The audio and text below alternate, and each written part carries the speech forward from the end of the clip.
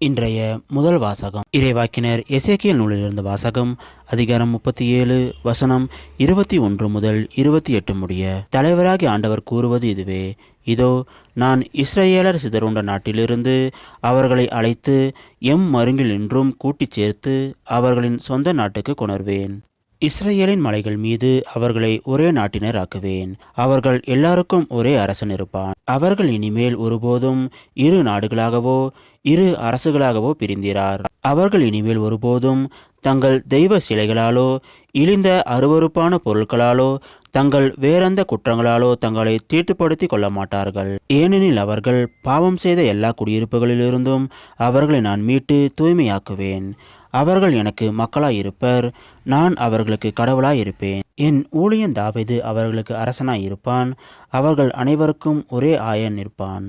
என் நீதி நெறிகளின்படி அவர்கள் நடப்பர், என் நியமங்களை கருத்தாய் கடைபிடிப்பர். நான் என் ஊழியன் யாக்கோப்புக்கு கொடுத்ததும் உங்கள் மூதாதையர் வாழ்ந்ததும் ஆகிய நாட்டில் அவர்கள் வாழ்வர்.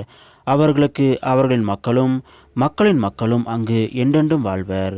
என் ஊழியன் தாவீது என்றென்றும் அவர்களின் தலைவனாயிருப்பான். நான் அவர்களுடன் நல்லுறவு உடன்படிக்கை செய்து கொள்வேன். அது அவர்களுடன் என்றென்றும் நிலைத்திருக்கும். நான் அவர்களை நிலைப்பெற செய்து அவர்களை பெருகச் செய்வேன். என் தூயகத்தை அவர்கள் நடுவே என்றென்றும் நிலைக்கச் செய்வேன். என் உறைவிடம் அவர்கள் நடுவே இருக்கும். நான் அவர்களுக்கு கடவுளாயிருப்பேன். அவர்கள் எனக்கு மக்களாயிருப்பர். என் தூயகம் அவர்கள் நடுவே என்றென்றும் நிலைத்திருக்கையில் இஸ்ரவேலை தூய்மைப்படுத்துபவர் ஆண்டவராகிய நானே என வேற்றினத்தார் அறிந்து கொள்வர். இது ஆண்டவர் வழங்கும் அருள்வாக்கு. இறைவா, உமக்கு நன்றி. இன்றைய நற்செய்தி புனித யோவான் எழுதிய நற்செய்தியிலிருந்து வாசகம்.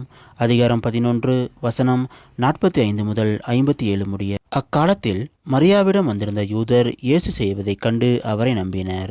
ஆனால் அவர்களுள் சிலர் பரிசேயரிடம் சென்று இயேசு செய்ததை தெரிவித்தனர். தலைமை குருக்களும் பரிசேயரும் தலைமை சங்கத்தை கூட்டி, இந்த ஆள் பல அரும் அடையாளங்களை செய்து கொண்டிருக்கிறானே, என்ன செய்யலாம்?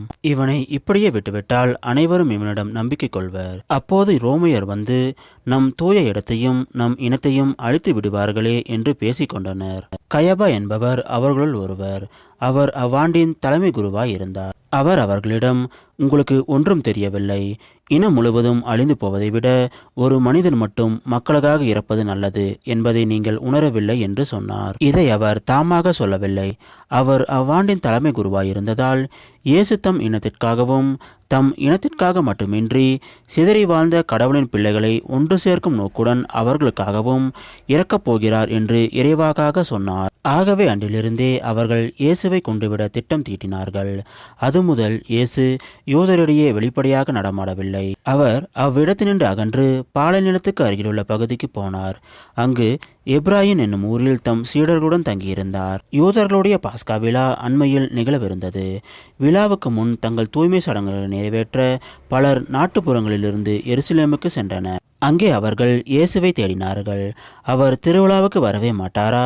நீங்கள் என்ன நினைக்கிறீர்கள் என்று கோவிலில் நின்று கொண்டிருந்தவர்கள் தங்களிடையே பேசிக்கொண்டார்கள்.